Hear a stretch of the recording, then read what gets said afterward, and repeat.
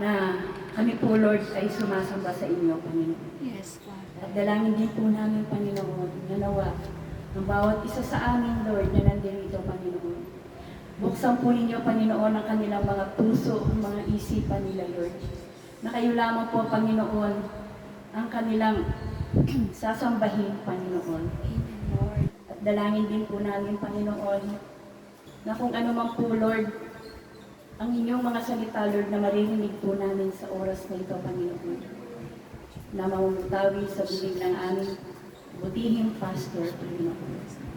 Salamat po, Lord. Ito po, Lord, ay magiging kalakasan, Panginoon, ng aming spiritual na pamumuhay, Panginoon. Yes, Lord Jesus. At dalangin din po namin, Panginoon, na palawakin po ninyo, Panginoon, ang aming isipan, Panginoon. Yes, Lord. Turo po ninyo sa amin, Panginoon, kung ano po yung mga gagawin namin, Panginoon, na makakabuti, Panginoon, sa bawat isa sa amin, Lord.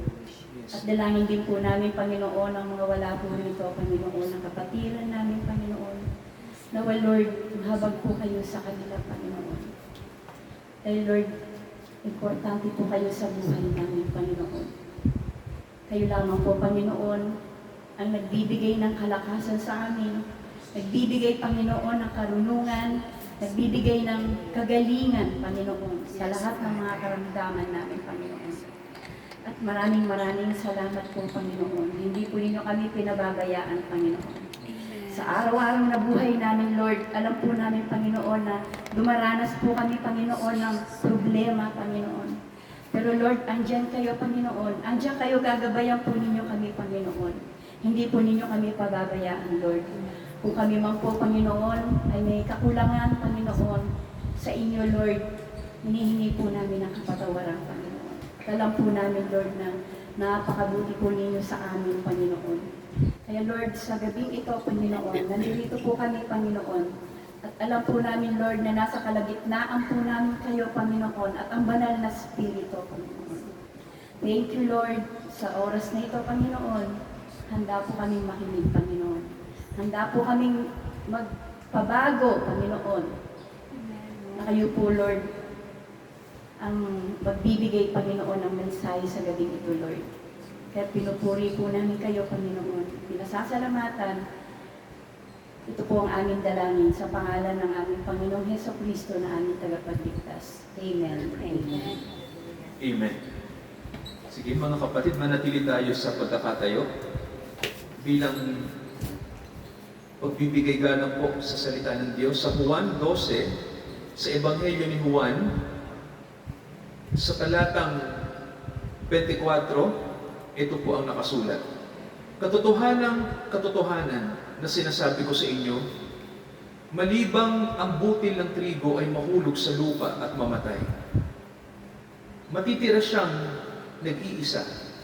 Ngunit, kung mamatay, ay nagbubunga ng marami. Dakilang Ama, basabasahin niyo po ang inyong mga salita. Ito ay salita ng inyong anak, ang aming tagapagligtas. Magpahayag kayo sa amin sa gabing ito. Sa pangalan ni Jesus, hinihingi namin ang lahat ng ito. Amen. Makakaupo na po tayo, mga kapatid. At atin pong batiin yung ating mga katabi. Sabihin po natin, God bless you. God bless Yan, you. God bless you po. God bless you po. Praise God. No? Hallelujah.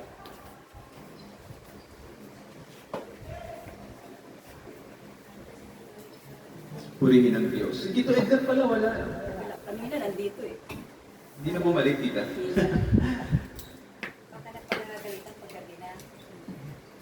Purihin po ang Diyos. No? So, mga kapatid, magandang gabi sa ating lahat. At sino na po ba rito yung laging kumakain po ng trigo? Meron mo ba? Yung wheat? Minsan no? Oho. Sa tinapay, oatmeal, iba tita, ayun. No? So, ano na ngayon? Marami na kumakain din, di ba, ng trigo, no? Kahit kami rin po, tuwing umaga halos, no? So, alam niyo mga kapatid, no?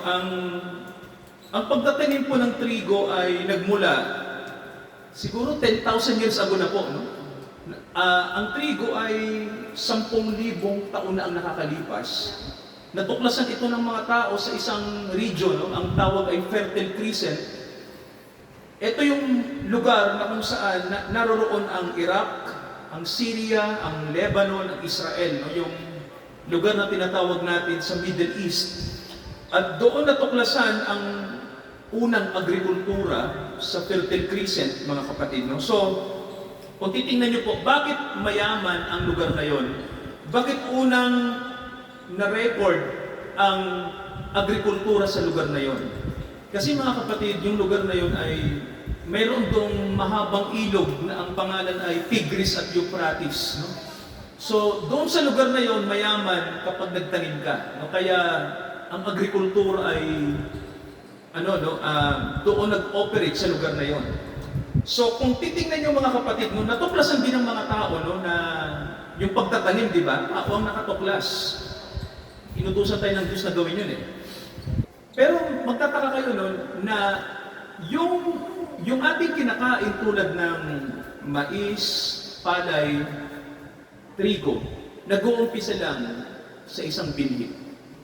Amen ba mga kapatid? No? So, isang maliit na butil. So, kung titingnan niyo po, no, ginamit ng Panginoong Jesus ang yung katotohanan ito, no? Yung agriculture, para ipakilala niya ang kanyang buhay sa atin. No? Sabi ng Panginoong Jesucristo, kung ang isang butil daw ng trigo, sabi niya, no, kung ito ay hindi mahulog sa lupa at kung ito ay hindi matatanim, walang kabuluhan. No? Sabi niya, ngunit kung ito ay mahulog sa lupa at mamatay, anong sabi ng Panginoon? Mamumunga ito. So, mga kapatid, no, napansin niyo po no, na ang Panginoong Jesucristo, ginamit niya ang trigo, ang butil ng trigo sa kanyang buhay. Sabi niya, ito ang buhay ko. At ipinaalam niya sa atin, mga kapatid, na kung hindi ito mamamatay, hindi ito magbubunga. So, kung isipin niyo mga kapatid, no, di ba sabi ko nga po sa inyo, kung walang mamamatay, hindi tayo mabubuhay. Naintindihan niyo po? Di ba, tita, pinag-usapan natin na, halimbawa, sa pagkain. Di ba ang karne, bago natin kainin, pinapatay? Tama ho ba? May namatay para may mabuhay. Tama ho ba? Yung halaman. Kailangan niyang itanim at kailangan niyang ibaon sa lupa. Pinapatay para magbunga. So di ba mga kapatid, ito yung natural law. Walang mabubuhay kung walang mamamatay. Naintindihan niyo mga kapatid, no? Kaya tayo may pagkain sa hapag dahil may namatay. Ganun po yun, no? So, pinakikita sa atin ang kalikasan kung ano ang ginagawa ng Diyos sa buhay po natin. Amen ba mga kapatid, no? Para may mabuhay, may namatay. Di ba tita? Walang pagkain kung walang mamamatay. Kaya mga kapatid, nung lahat ng kinakain natin, mga patay na bagay yun eh. Fried chicken, adobo, mga patay na bagay yun eh. Pinatay na karne. Di ba? Gulay. Pinatay na natin para maluto. Di ba? So, alam niyo po, sa normal pa lang na buhay natin, may mensahe na ang Diyos. Amen ba mga kapatid, no? Sabi ng Panginoon, kung walang mamamatay, walang mabubuhay. Walang magbubunga. So, mga kapatid, may tanong tayo. Sino po yung namatay para sa atin? Para mabuhay tayo. Mga kapatid, sino po? Tama po, no? Ang Panginoong Jesucristo, no? Kaya, alam niyo po, no? Ang butil na nahulog sa lupa, ito ay simbolo ng kamatayan. No? Lahat ng itinatanim ay symbolism of death. Mga kapatid, no? Ang pagtatanim natin ng palay, binabaon sa lupa, pinapatay. Mga kapatid, no? At kung titingnan niyo po, ang Panginoong Jesucristo, nang siya'y mamatay, may tatlong bagay na ibinigay niya sa sangkatauhan na sasampalataya doon sa ginawa niya. Una po, yung tinatawag nating resurrection. Sabihin niyo nga mga kapatid, resurrection. No? Ibig sabihin po noon ay pagkabuhay mula sa mga patay. Ikalawa po, yung sinasabing salvation of soul, kaligtasan ng kaluluwa. Kasi ang sabi ng Bible, ang sasampalataya sa Panginoong Jesucristo ay may buhay na walang hanggan. John 3:16. At yung pangatlo, yung tinatawag natin na yung pangako tita na buhay na walang hanggan, no? Buhay po na walang katapusan. Hindi ito sakop ng kamatayan. No? So, possible na mayroong eternal life. So, mga kapatid, itong tinatawag nating resurrection, salvation, at eternal life ang lahat ng ito ay naging posible dahil, sabi ng Bible sa atin ay mayroong namatay. No? So, ang buhay at kamatayan ng ating Panginoon ay tinatawag na butil. No? So, sabihin nga natin mga kapatid, butil. Butil. So, sa ibang katawagan, binhi. No? Ito ang buhay niya, tulad sa binhi. So, may tanong tayo. Tita, baka alam nyo to, no? Alam nyo to. Saan ba nanggagaling ang binhi? Sa butil. Saan po ba nanggagaling mga kapatid ang binhi? Sa puno, di ba? Nag-uumpisa doon. Pero babalik tayo sa tanong yung puno saan galing? Sa binhi. Binhi. Di ba no? So ang tanong, saan galing ang binhi? Siguro ang puntahan natin yung biological aspect, no? Tama, no? Pero pupuntahan natin yung pinakamadaling paliwanag dito, no? Parang ganito. Alam niyo po yung binhi, may salitang Griego dyan na ang tawag ay zygote. So, ang zygote o binhi, saan ba galing to? Di ba mga kapatid, may sinasabi na pag-aaral na ang binhi ay nag-uumpisa pag nagsanib ang dalawang bagay. Amen po ba? Alam niyo yun, di ba? Pag nagkaroon ng fusion o nagkaroon ng union ang dalawang kalikasan. So, halimbawa, dalawang magulang. Ang babae at lalaki, may parehas na selula. Pag nagsama yung dalawang selula na to, nagiging isa yon. Ang tawag dun ay binhi. So mga kapatid, no, dalawang buhay, dalawang magulang, dalawang kalikasan, nagkakaroon ng iisang buhay. So kung titingnan niyo po, no, ito yung sinasabi mga kapatid, ang Panginoong Jesucristo ay ganun din. Alam niyo po ba kung bakit ang Panginoong Jesucristo ay namuhay sa mundo? So, di ba sabi ng Bible, siya'y tao? Di ba no, siya'y normal na tao? Pero ang sabi din ng Bible ay wala siyang tatay na tao. So ang ano rito, ang usapin, papaano ang babae, si Maria, si Virgin Mary, yung pamilyar tayo sa pangalan na yan, si Maria ay nagkaanak, pero hindi pa siya nagagalaw ng kanyang asawa. Paano yon? So ibig sabihin, kailangan mga kapatid, kasi biologically, hindi pwedeng magkaroon ng isang binhi sa sinapupunan ng babae kung walang isang selula. Kailangan natin ng isa. Egg cell lang ni Maria yun eh. So hindi mangyayari magkaroon ng buhay sa sinapupunan kung walang isang cell. Naintindihan niyo mga kapatid, no? So, saan galing yun? No? Saan galing na pwedeng magkaroon ng buhay sa sinapupunan ni Maria kung walang isang selula? Ang sabi ng Bible, di ba may sinabi si Angel Gabriel kay Maria? Ang sabi, ang Holy Spirit bababa sa iyo. Di ba sabi, at ikaw ay magdadalang tao. So kung titingnan niyo mga kapatid, no, mayroong tatay ang Panginoong Jesucristo. Tama ho ba?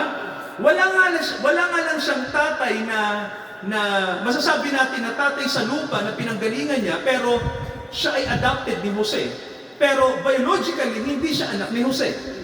Pero siya ay adopted son. So, sino si Jesus? Siya'y produkto ng Holy Spirit. Ibig sabihin po, Diyos ang may gawa, kumilos ang Diyos sa sinapupunan ni Maria, bumaba ang Holy Spirit, at ginamit din yung egg cell ni Maria, plus yung power ng Holy Spirit para mabuo ang isang tao na ang pangalan ay Jesus Christ. So mga kapatid, ang Panginoong Jesucristo ay, ang kanyang kalikasan ay dalawa. Amen ba ron? No? Meron siyang two nature. Yung unang nature niya, siya ay Diyos. Dahil galing siya sa Diyos, at ang dugong nananalaytay sa kanya ay galing sa Diyos. Hindi siya normal na tao pagdating sa tinatawag na yung sinasabing blood, no? yung blood nature. Kasi mga kapatid, ang dugo natin, pare-pares tayong sinner. No? Yung blood kasi natin ay galing sa normal na tao. Pero si Jesus iba. Kasi sabi ng Bible, ang kanyang dugo ay galing sa Diyos. Kaya, mga kapatid, sabi ng Bible sa atin, nang siya ay nasa lupa, siya lang ang tao sa mundo na hindi nagkasala. No? Wala siyang sin. Siguro isipin nyo, mahirap yun, pastor. Nasa mundo ka ng walang kasalanan, Siya lang po ang tao na nakagawa nun, no? Ang Panginoong Hesus lamang, no? Siya lang ang taong lumakad sa mundo na sinless. Wala siyang kasalanan. Kasi mga kapatid, iba yung kanyang dugo sa atin. So kung titignan niyo po, kailangan itong dugo niya na nasa kanya ay maging dugo din natin. Amen ba ron? No? So mga kapatid, yun ang issue, no? Para tayo ay magkaroon ng bagong kalikasan, kailangan ang dugo natin ay mahaluan ng iba. Pastor, mahirap yun Kasi hindi pwedeng ang dugo natin ay, kung ako AB ako, dapat AB din, di ba? Hindi pwedeng dugo ng iba. Pero mga kapatid, tandaan natin, ang issue dito ay supernatural, hindi natural, no?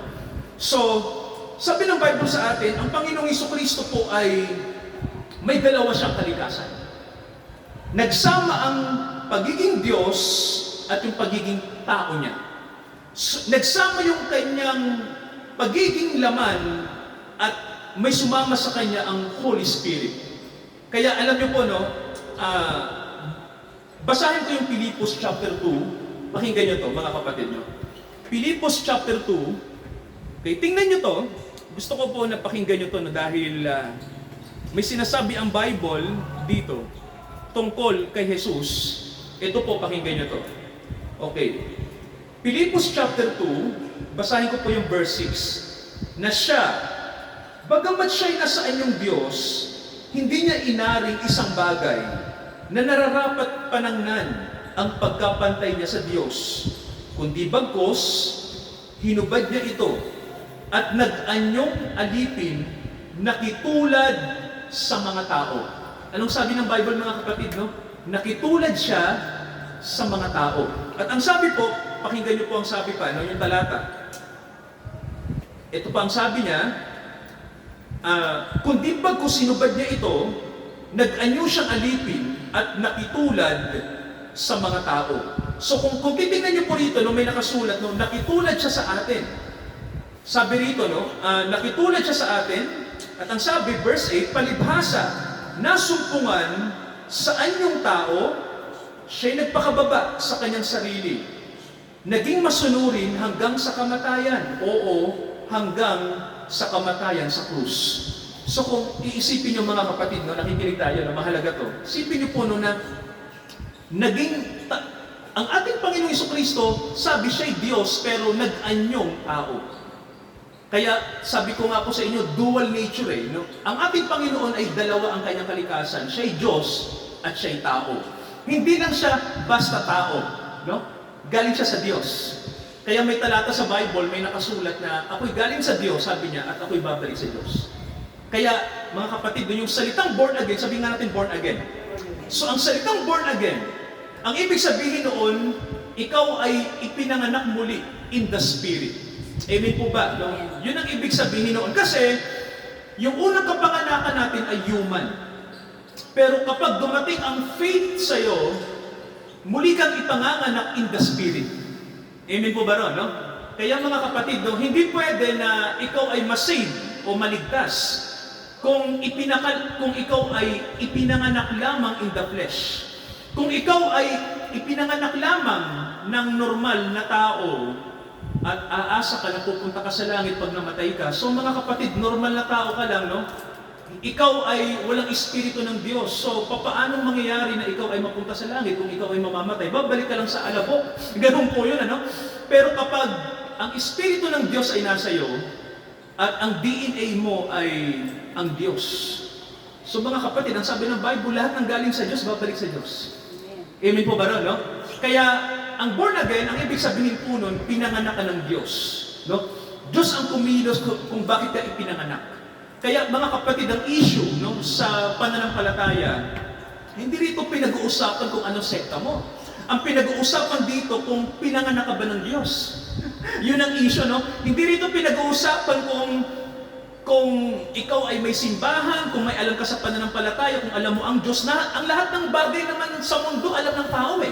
Alam ng tao may Diyos, no? Ang pinag-uusapan dito, anak ka ba ng Diyos? No? Ikaw ba'y pinanganak ng Diyos? Yun ang issue rito, no? Kaya, mga kapatid, sa gabing ito, ang sabi ng Biblia sa atin, no? Ang ating Panginoong Jesucristo ay tulad sa isang butil kasi ang butil ay may dalawang kalikasan. No?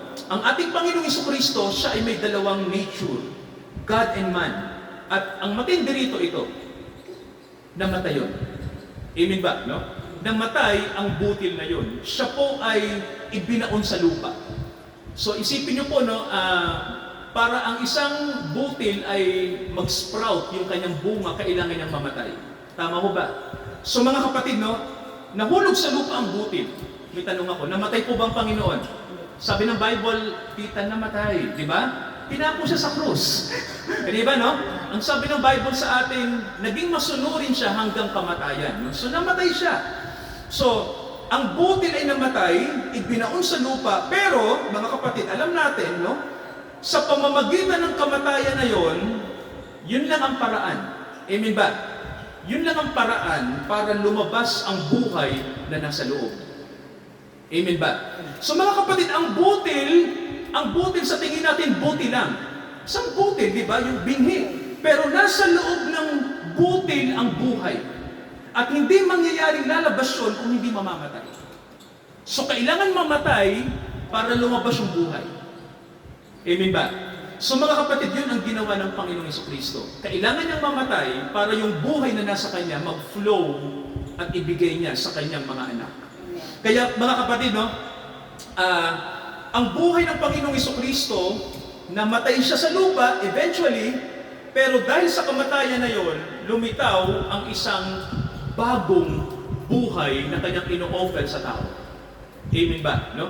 Kaya, tandaan niyo po ang buhay na kay Jesus ay buhay ng Diyos. Hindi lang yung buhay ng tao. Tandaan niyo po si Jesus ay hindi basta normal na tao. Ang sabi ng Bible, anak siya ng Diyos. At ang nananalaytay na dugo sa Kanya, no, yung Kanyang bloodline ay galing sa Diyos. Kaya kung mayroong tinatawag tayo na ibang dugo, ibang chromosome, si Jesus yun. Alam niyo ba na may natuklasan, na may nahukay na dugo na iba ang DNA sa DNA natin? No? Mayroong nakita na blood cell na matagal na po, 2,000 years ago na, no? At sinasabi na maaaring ito'y dugo ng Panginoong Jesucristo kasi sa Biblia po nakasulat na ang kanyang dugo ay nabubo, no? Tumulo sa lupa. So, mahirap talagang hanapin na yung kung yung mga bungunga na natapon sa taal ang hirap kunin yung DNA din, no? Pag nabulok na. So, kung mayroong bagay na pwedeng mag-preserve scientifically, para lang mapatunayan natin na iba si Jesus sa ordinaryong tao. So mayroong claim na may nakita sa Kalbaryo, no, sa Calvary, kasi ang pinagpakuan ng Panginoon nandoon pa rin naman sa Israel.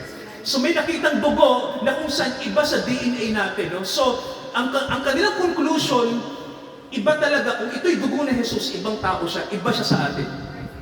No? So ang tawag doon ay perfect blood. No? So ilang chromosomes? 24. So mga kapatid, sa oras na dumating yung sinasabing buhay galing sa Panginoong Jesucristo, so ito yung sinasabi na kapanganakan natin. Mga kapatid, no, may tanong tayo kanina, no, masasagot nyo to. Saan galing ang DNA ulit? Sa pagsasama ng, dalawang kalikasan, no? May tanong tayo. Ang lupa't langit ay nagsama sa pamamagitan ng Panginoong Jesucristo. Tama mo ba? No? Ang laman at ang espiritu ay nagsama sa kanyang katawan, ang temporal at ang eternal. So, mga kapatid, ang buhay ng Diyos, may tanong po ako, pwede bang pumasok sa kalikasan ng tao ang buhay ng Diyos? Tita, di ba nangyari po, no? Ang unang church, mababasa natin sa Bible, siguro magtatanong kayo, Pastor, may tanong ako, saan ba nagsimula ang church? Ano bang simula niya? Alam niyo po ba sa Bible, no? Nagpasimula ang church noong araw ng Pentecostes. Ang Pentecostes ay isang Israeli feast. Isang pista na ginagawa na, wala pa sa Jesus, ginagawa na ito ng bansang Israel. Ano ba yung Pentecostes? Ang Pentecostes ay ginagawa ito kapag dumarating yung ika-50 araw, na kung saan ay nagpipiesta ang mga tao dahil ang sabi ng Diyos kasi, pag dumating yung aking harvest, mag-celebrate kayo. So, yun mga kapatid, yung Pentecostes, no? Parang panahon ng harvest, panahon ng anihan. Alam niyo ba noong panahon na yon, Ang mga alagad ng Panginoong Jesucristo, sila Pedro, sila Juan, yung kanyang mga alagad, no? Nagpipray sila nung araw na yon, at nung sila nagpipray, nung sumapit ang araw ng Pentecostes, yung ika-50th day, bumaba ang Holy Spirit at pinuspos silang lahat. Amen ba? So kung titingnan nyo mga kapatid, no, sila yung mga ordinaryong tao lang. Pero nang bumaba na ang Espiritu ni Jesus sa kanila, silang lahat ay napuspos, at ang sabi ng Bible, sila ay nakapagsalita ng wika ng Diyos. No? At nang mangyari na yon, doon unang ibinulalas ni Pedro ang pangangaral sa mga tao. At ang sabi ng Bible, 3,000 ang tumanggap kay Jesus nung araw na yon. Mga kapatid, no, sa isang sermon lang. So bakit po? Kasi ang narinig ng mga tao, hindi ang tao. No, ang narinig nila hindi human, kundi ang Holy Spirit nagsasalita sa kanila. Amen po ba? Kaya nung panahon na yun, 3,000 tao ang na-convert sa church nung panahon na yun. Yun ang umpisa ng Christian church. Kaya ngayon mga kapatid, ilan na ang Christian church?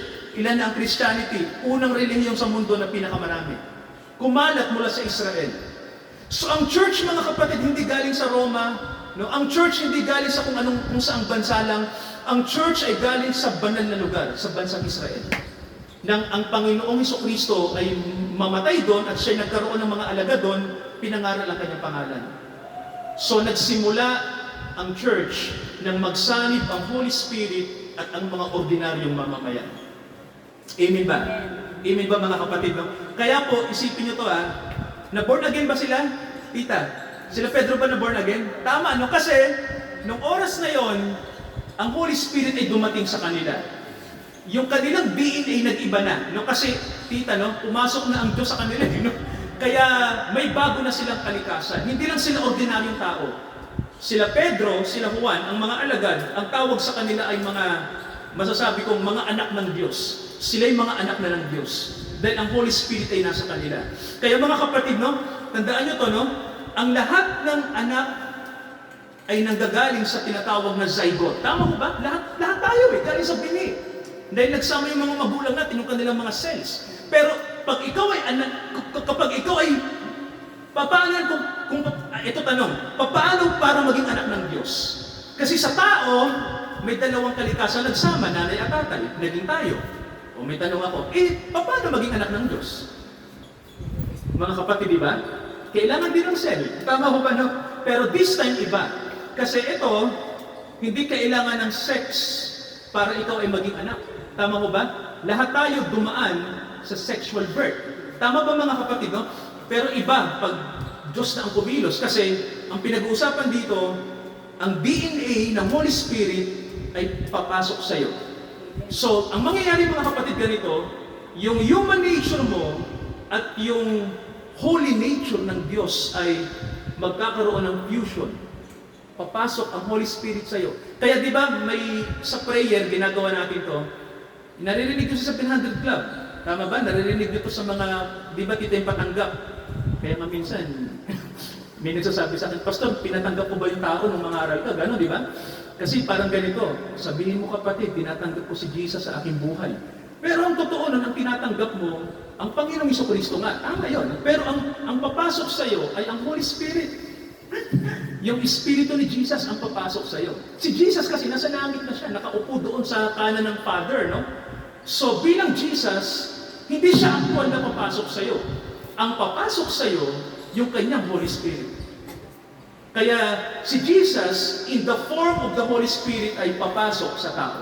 Kaya mga kapatid, no, ang sabi ng Bible sa atin, nagkakaroon ng buhay kapag pumasok ang buhay sa atin. No? So, mga kapatid, no, sa bawat araw ng buhay po natin, di ba, sabi nga ng Bible, may simbolo yung death din eh. Alam niyo po ba, ito, pakinggan niyo to. Alam niyo po ba, di ba, ginagamit ang kamatayan kapag ginagamit nating simbolo kapag paggabi na. Di ba, tita? Kasi ang tao natutulog, di ba?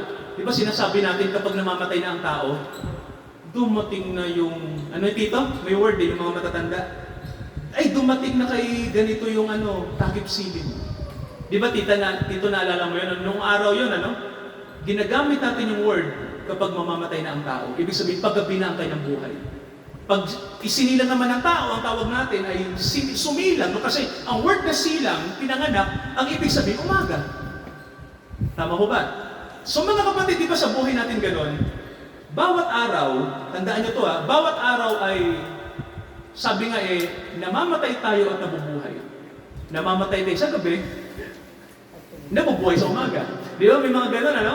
Simbolo din ang buhay natin sa mundo, ano? Na mayroon tayong death at resurrection. Okay, ganito, no? So, ganito yon.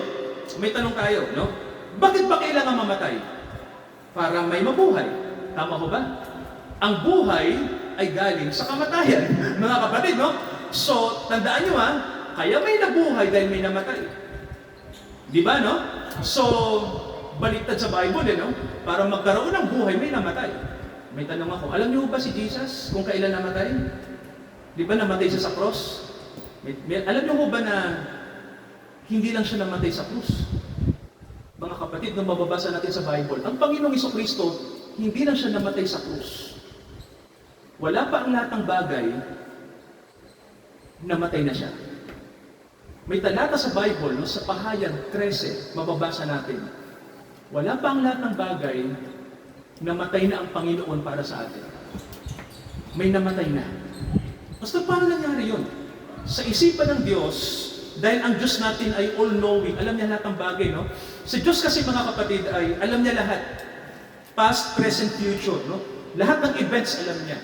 Lahat ng plano alam na ng Diyos, no? Alam niya kung kailan ka ipanganganak, alam niya kung kailan ka mamamatay, alam ng Diyos ang future ng lahat. Alam niya kung ikaw ay sa Kanya, ang Diyos ay all-knowing.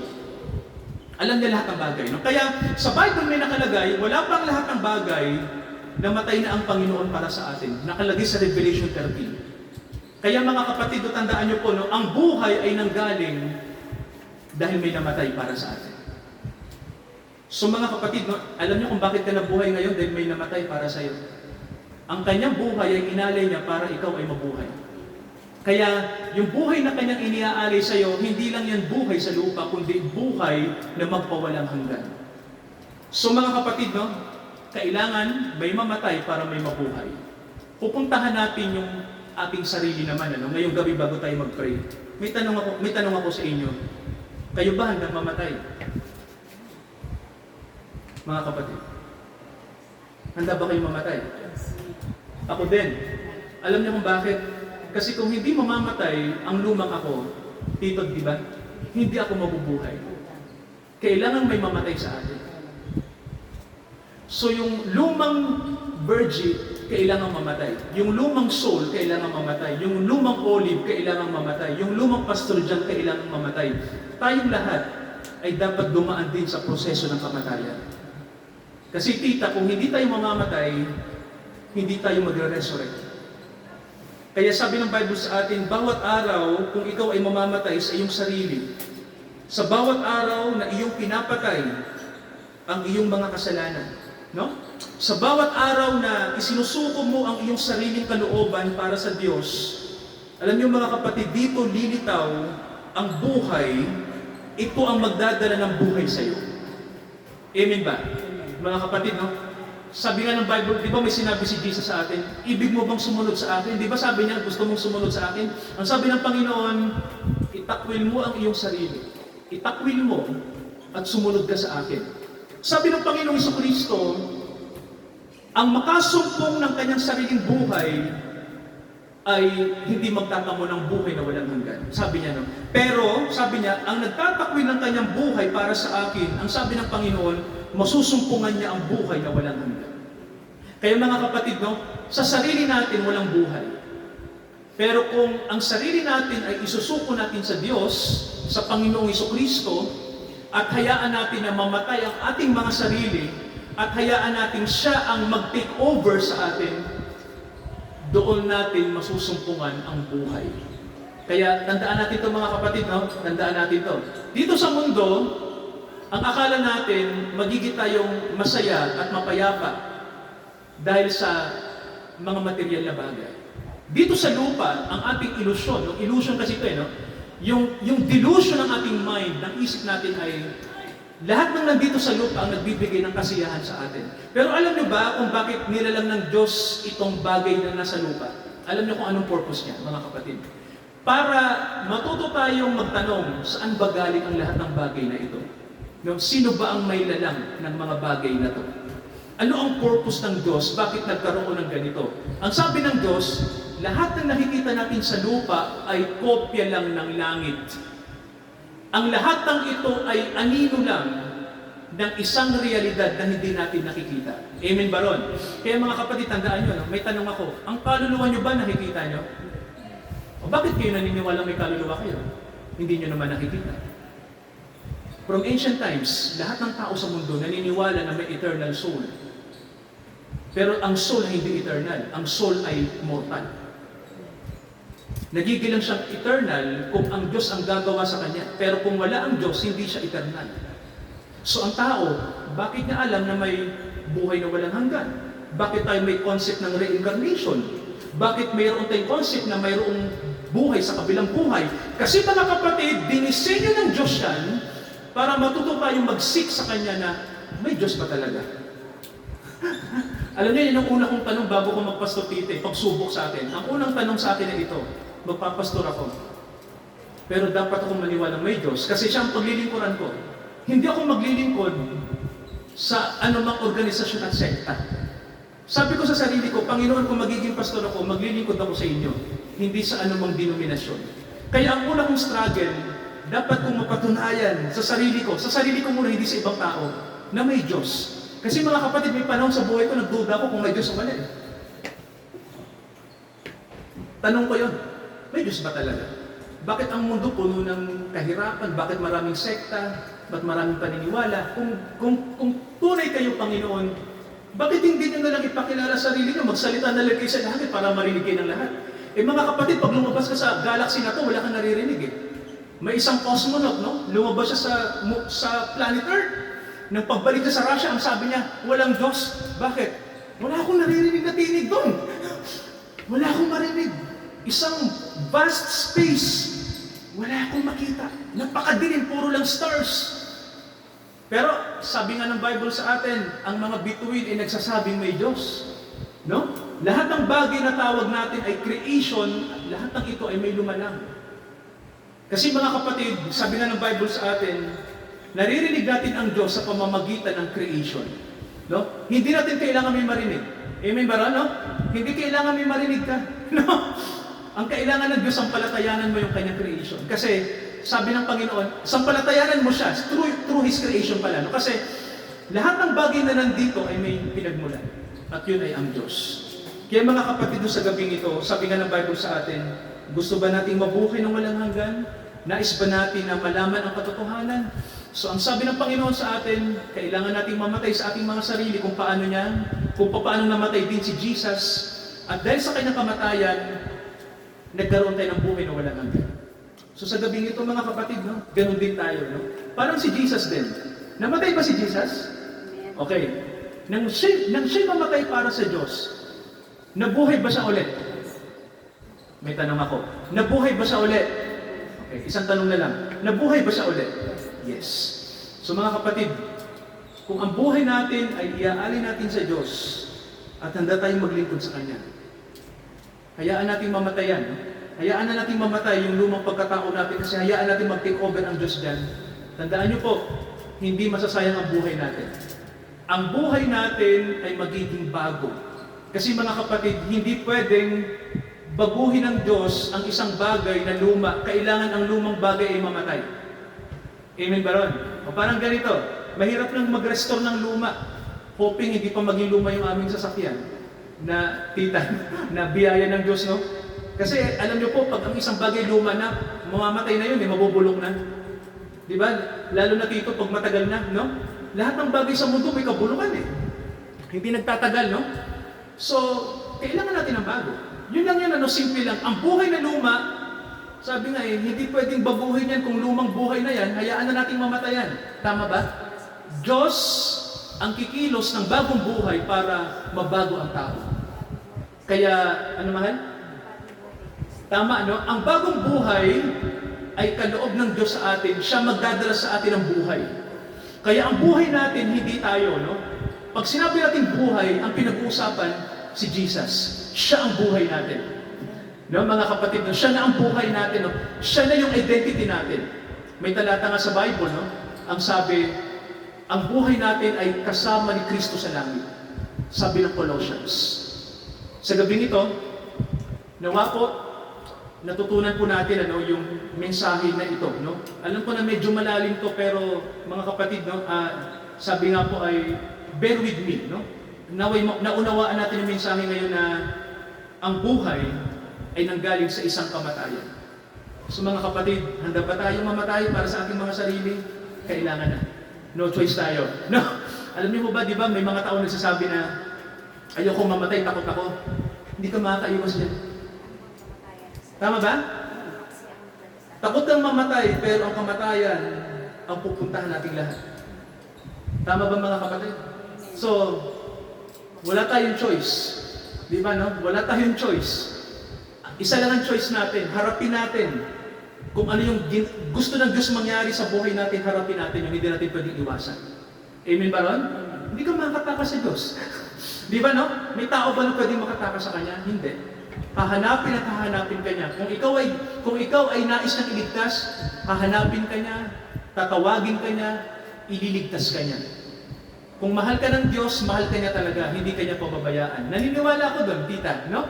Pag mahal ng tao ang Diyos, hindi ka niya hahayaan na mamuhay ka sa mali, mamuhay ka sa kasalanan. Hindi niya gagawin yun, ano? Ililigtas ka niya, aabutin ka niya, hindi pwedeng pabayaan ka ng Diyos. Kaya mapalad tayo kung tayo po ay isa sa mga hinirang. No? Kasi bubuhayin kayo mula sa kamatayan. No? At kailanman hindi ka na mamamatay. Manalangin tayo sa gabing ito, mga kapatid. No? Let us pray. Dakilang Ama, patawarin niyo kami sa aming mga pagkukulang sa inyo. Linisin niyo kami.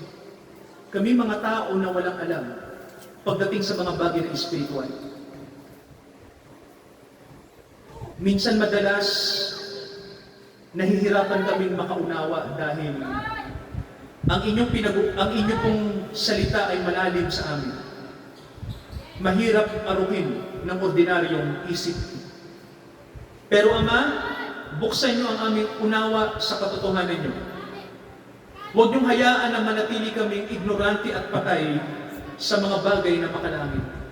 Buksan niyo ang puso ng mga kapatid na makita namin kung ano ang worth ni Jesus Christ. Ama, pinadala niyo ang anak niyo, namatay siya para sa amin, para ang buhay na lalabas sa kanyang buhay ay mapasa amin. Ama, ito'y ini-offer niyo sa mga repentant, sa mga nagsisisi, sa mga handa ang puso na tumanggap sa inyong anak na kanilang Panginoon at tagapagligtas. Ama, nawa,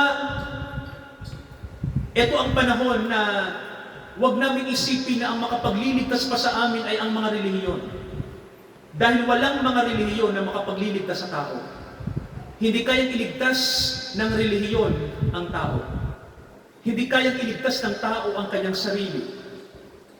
Hindi kayang iligtas ng tao ang kanyang sarili kahit magpakabuti pa siya sa kanyang sarili. Ang tanging paraan para matransform kami ay kung darating ang DNA ng Holy Spirit, ang buhay ni Jesucristo. Kung darating sa amin, papasok sa aming kalooban, babaguhin kami mula sa kalooban namin, papalabas. You will transform us. Kaya Ama, nawa, dumating ang banal na Espiritu sa mga kapatid namin. Hingi namin ang indwelling ng Holy Spirit. Baguhin niyo kami. Alisin niyo po ang pagkaalipin kung mayroon pa pong gumugulo sa aming kalooban, Ama, na mga kasalanan. Isuko namin sa inyo. Dalhin namin sa paanan niyo, Ama, dakilang Diyos. Baguhin niyo kami. Nawa, Ama, hindi ang isipan namin ang gamitin namin, kundi pananampalataya, faith, na galing sa inyo. Sinusuko namin, Ama, ang buhay namin sa inyo dito sa lupa. Dahil, Ama, dito sa lupa, ang kasalanan po ay naghahari. At tanging ang bagong buhay lamang na ini-offer nyo ang pag-asa namin upang mabago kami, mabago ang mundo, mabago ang mga tao, mabago ang lahat ng bagay. Kaya sa gabing ito, Ama, salamat po sa sinabi ng Panginoong Hesukristo na siya'y mamamatay at muling mabubuhay upang ang bagong buhay ay dumating sa amin. Pagpalain niyo po ang gabing ito. Pagpalain niyo po ang household ng De La Costa. Ama, gamitin niyo ang mga kapatid na nandito para maging daluyan ng pagbabago, maging daluyan ng biyaya. Kaming lahat na nandito sa De La Costa, Caloocan. Gamitin niyo ang mga kapatid, Ama, na marami po pong kaluluwa ang makarinig ng mensahe niyo. Ama, salamat sa gabing ito. Pagpalain niyo kaming lahat. Ito ang aming panalangin. Linisin niyo kami, pakasakdalin niyo kami sa pangalan po ng aming Panginoong Hesukristo. Lahat po tayo magsabi ng Amen. Amen. Mga kapatid, sa gabing ito ay sa pagkakaloob ay ating awitin po ang Seek ye first the kingdom of God and His righteousness. Sa ating offering po, awitin natin. Seek ye first the kingdom of God and His righteousness, and all these things shall be added unto you. Hallelujah, hallelujah. Hallelujah, hallelujah,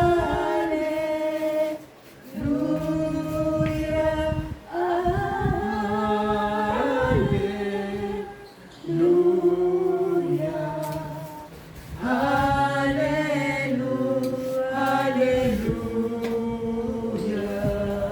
Pinagpapasalamat namin ang mga kapatid na ginagamit nyo para ibalik at magpasalamat sila sa inyo na kayo ang nagkakaloob ng lahat ng aming pangangailangan, lahat ng aming practical needs ay galing po sa inyo. Blessing nyo sa amin. Salamat sa mga trabaho na pinagkaloob nyo rin po para makapagbigay kami. Salamat sa pang-araw-araw na may panggastos kami. Hindi ito galing lang sa pagsusumikap namin, Ama, kundi ito'y inyong blessing sa amin. Kaya hayaang magbalik kami ng mga biyaya sa inyo. Ibalik namin ito na may pasasalamat dahil the more we give, the more we receive. I-bless niyo po ang mga kapatid na tapat sa inyo. In Jesus' mighty name we pray. Amen. Tayo po'y tumayo, mga kapatid, sa ating pagtatalaga. Manalangin muli tayo. Ama, tinatalaga namin ang bawat tao, ang bawat lalaki at babae na nandito ngayon, ngayong gabi, na nawa po magpahayag ang Holy Spirit nyo sa buhay ng mga kapatid namin. At baguhin nyo kami from the inside out sa bawat araw ng buhay namin, Ama. At gamitin nyo kami na maging daluyan ng biyaya nyo. Buksan nyo ang aming puso sa mga bagay na makalangit. Magpahayag kayo. Dahil kailangan namin kayong makilala kung sino kayo. Ama, Diyos na makapangyarihan sa lahat, salamat, Ama, na nangungusap kayo sa pamamagitan ng inyong salita ngayong gabi upang kami po ay magkaroon ng espiritual na unawa. Buksan niyo ang aming unawa. Huwag niyong hayaan, Ama, na manatili lang ang aming unawa sa pangsariling unawa. Bigyan niyo kami ng liwanag. Kailangan namin ng liwanag mula sa langit upang dumating ang karunungan sa amin. Samahan niyo ang mga kapatid, Ama. Alisin niyo ang kamangmangan. Palitan niyo ng karunungan. Si Jesus Christ lamang ang karunungan namin. Ibigay niyo ito sa mga kapatid. Dahil, Ama, kailangan namin malaman ang mga bagay na ito. Salamat po, alam namin. Nangungusap kayo ngayon sa simpleng pamamaraan, sa simpleng bagay. You are speaking right now, Father God, in the Holy Spirit. I-bless niyo po ang mga kaluluwang nandito, lumago sila sa biyaya, sa ating Diyos na tunay. Ang Diyos na buhay, na nagpakilala sa atin. Siya'y Diyos ng Israel, Diyos ng mga bansa, Diyos natin, na sa pamamagitan ng kanyang bugtong na anak, nakilala natin siya. Sampalatayanan natin ang kanyang biyaya. Ngayon hanggang sa pagbabalik ng ating Panginoong Hesus upang maghari sa buong mundo. Nawa sa kanyang pagbabalik, tayo ay maabutan niya na nagtatapat sa kanya hanggang wakas. Amen, amen, at amen. Amen. Amen. Amen.